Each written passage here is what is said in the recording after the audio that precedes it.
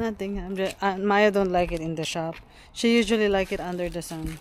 Kapag nandun kami sa loob ng shop, umiiyak-iyak siya. So, patutulugin ko muna siya dito. Ayan, gusto niya talaga yung nakasa mukha niya yung araw. Ayan, ayan, nakakatulog na siya. Tapos magpapak na kami. No, she likes the sun. Look, she's already sleeping. I think. Hey, what are you doing, Andrew? Playing water. Be careful. Andrew, careful. Ayan, may pasok ang aking Josawa today. So, kami lang ng mga bata. Pero kailangan ko pa din mag-pack. So, nakapag-start na ako actually kanina. Kaya nga lang umiiyak si Maya. So, nag-pause muna ako. Gigising siya. Habang nandito tayo sa labas, ipapakita ko sa inyo yung Amazon pallet namin last time. Actually, hindi ako makapag-unboxing video. Kasi, inuunti-unti ko lang talaga yung trabaho. So, ayan. Ayan na yung ating mga na-unbox. Kali yung box dito na malaki, in-unbox na namin, in-open na namin, tapos medyo sinort ko na sila. So, ayan na. Okay, so ayan na yung aking mga tinatrabaho ngayon. Medyo malamig kasi din ng mga nakaraan, so hindi ako masyadong nakapag-work. Ang tinatrabaho ko is yung mga damit sa loob ng bahay. So, kung nandito tayo sa labas, ito yung aking tatrabahuhin. Ayan. Hindi ko siya masyadong bet. Hindi ako masaya sa na-open namin kasi parang mga product na mabibili mo lang ito sa mga Dollar Tree. Parang $1 items, ganun. Lalo na dito sa mga to. Ayan. I don't like it. Pero, merong mga ilang item naman na medyo maganda siguro yung value. Kagaya nito. Parang faucet replacement. Tapos yung mga box na yan, puro brand new. Hindi ko alam kung ano yung laman. Pero something similar to this. Dream Mind na brand. May keyboard. Ayan. Tapos, may sapatos. Ito parang madaming ipit pa nga. Sobrang daming pang ipit sa buhok. Dalawa yan. Ito at saka ayan. Ito naman, organizer. May storage bins, organizer sa bahay. Mga ganyan. Tapos, may dalawa nito. Hair removal wax. Yung mga ganito, hindi ako masyadong sure kung pwede ko ibenta. Kasi kung open box yan, baka hindi ko yan maibenta. Dalawa to. Dalawa, parang organizer ng something. Let's see. Oh, it looks like some organizer ng mga bilog-bilog. Something like nail polish organizer. Ganun. Maybe. I still need to do a lot of product research sa mga yan. Merong speaker. Ito pa pala, itong box na to, parang lamp. Ayan. A fan. Ceiling fan. So, kung yung ceiling fan usually mahal, diba? So, kung maayos ang condition niya, that's good money. Pero, I still have to open and test it. Okay.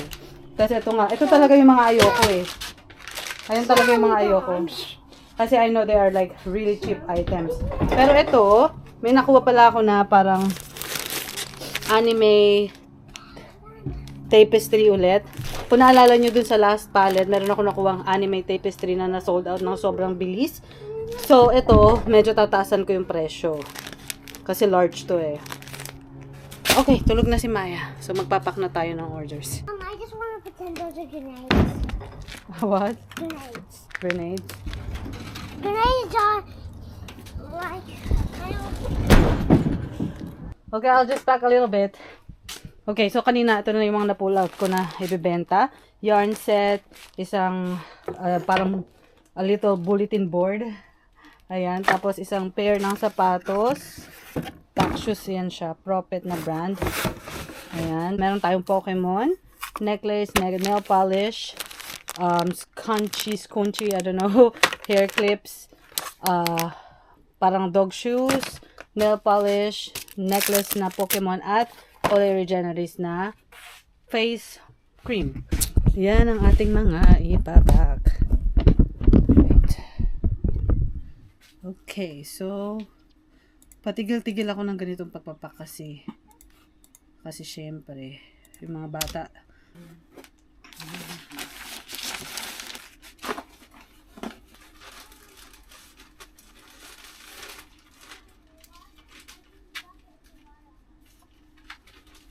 I'm almost done. Kung mapapansin nyo to, plastic, hindi naman siya fragile, no? Pero ilalagay ko siya sa padded envelope kasi yung ganito, medyo matalas yung mga gilid. Tapos, kapag nasa polybag lang siya, madali niyang masisira yung polybag. Parang nabubutas. Ganyan. So, kailangan siya sa mas matibay na padded envelope.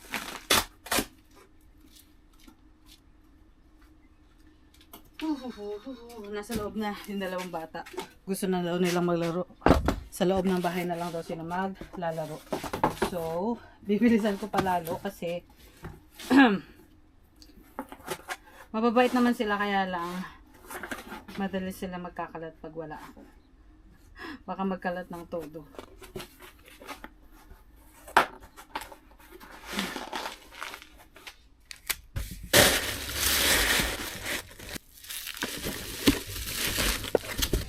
Okay, so tapos na. Ngayon, mukhang hindi siya kakasya sa mailbox.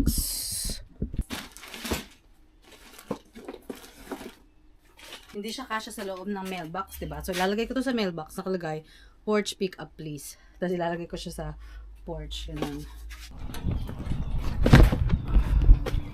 Ayan. Okay. So, the parts first. Gusto nilang gumawa ng bahay-bahayan. For the Pokemon. So, how big do you want the house? This big, okay? Like this.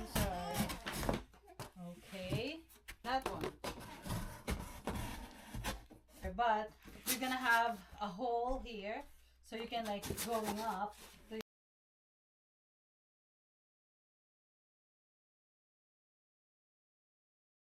why I'm scared. I don't want to do it. That's why I don't want to do it. Me too. Okay. No. Hi, I'm touching the wire. Don't move. Look at. Oh, that's gonna be hard for them. No, Andrew, no. Parking. No, Andrew.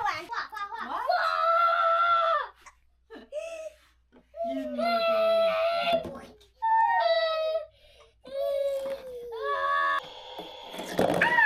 You Fall down. Fall down.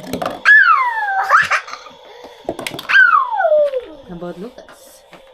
Making like a thingy for that's funny, Mom. Yeah. Air. What air? For what? For this.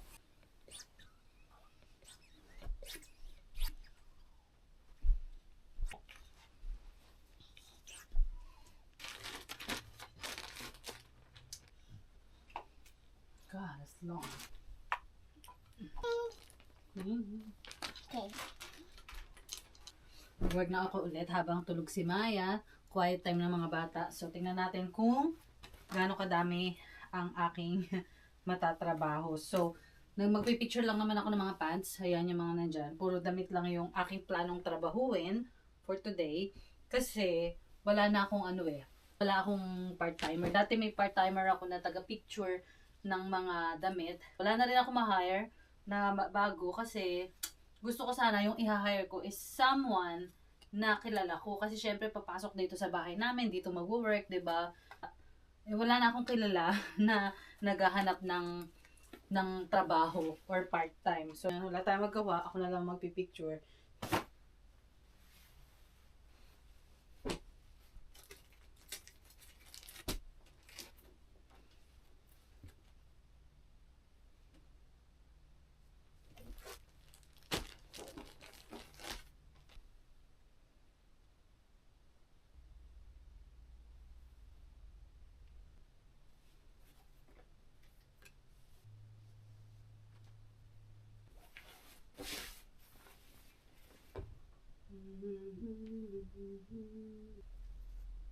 Nice.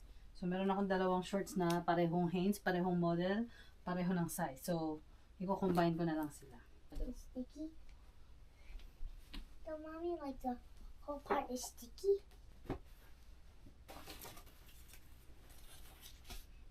So, ito yung aking mga natapos. Ayan. Nakasampu lang ako, pero okay na yan. Kailangan ko pa kasi magluto ng dinner. So, tulog pa yung dalawa. So, magluluto muna kami ni Lucas. Grabe, pagod na ako. 6 na.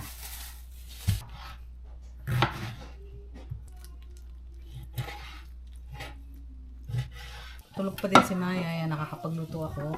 And then si Andrew naman, gising na, pero nasa mood siya makipaglaro sa kuya niya. So yun, naglalaro na sila.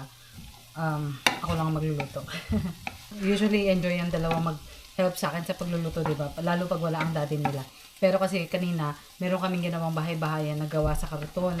So parang silang may bagong laruan, kaya enjoy na enjoy sila maglaro. Alam mo, parang ang low na ng energy ko. Sa totoo lang, pagod na ako. Wala sa 6 pa lang, 6:20. Pero yung energy ko, sagad na, pasagad na. So almost 7 p.m. This is another cup of coffee. Maya tulog pa rin. Nagluto na ako, tulog pa din si Maya. So, mabilis lang naman ako nagluto, mga 15 to 30 minutes lang. So, mahaba talaga yung nap ni Maya today. That's really good. And I'm really happy. Pagod na pagod ako, gusto ko matulog, pero syempre may nasa work ang aking asawa. Pero kasi kahit nandito naman yung asawa ko, kahit wala siyang work, hindi talaga ako usually nagnanap. But for months na, weeks, I always feel very, very tired. Yung parang ganito na talagang sobrang baba ng energy ko.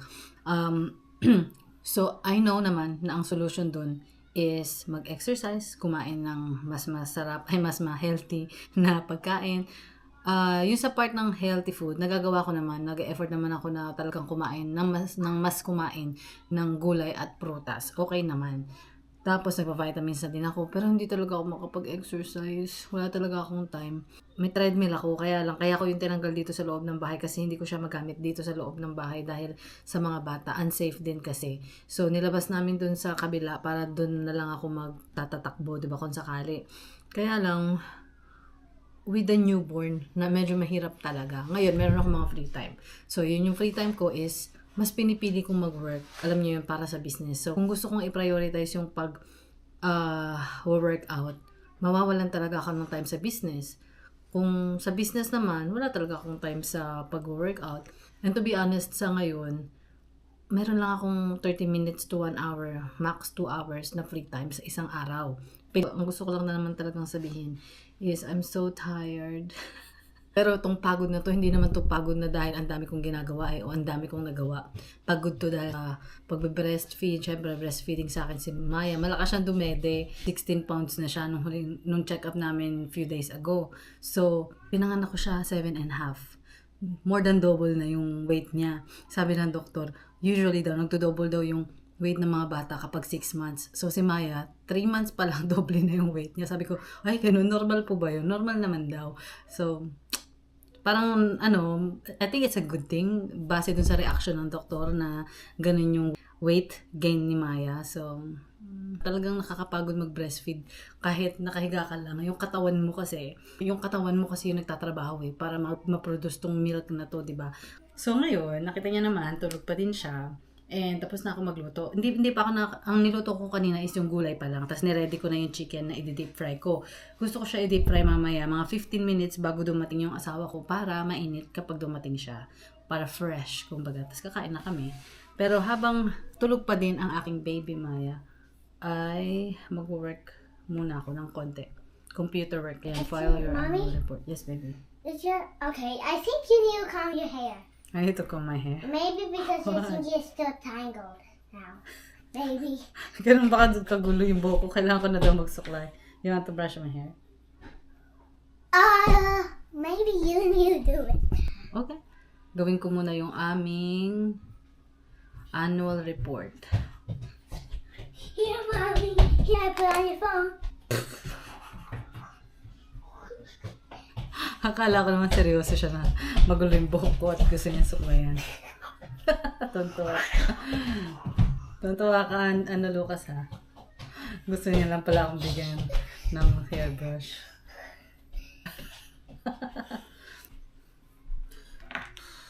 Isa pa palang dapat kong gawin today, after nito, ng aking annual report. Yung mga pinicturean ko kanina, isasend ko sa aking VA. Tagal mag-load, Grabe naman. Grabe yung bayad, $203. Para lang to sa annual report. Parang update lang siya ng information ng business. Kung pareho pa din ba ng business address, pareho pa din ba ng owner, ganyan.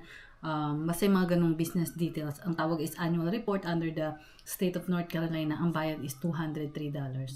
Sakit naman sa bulsa.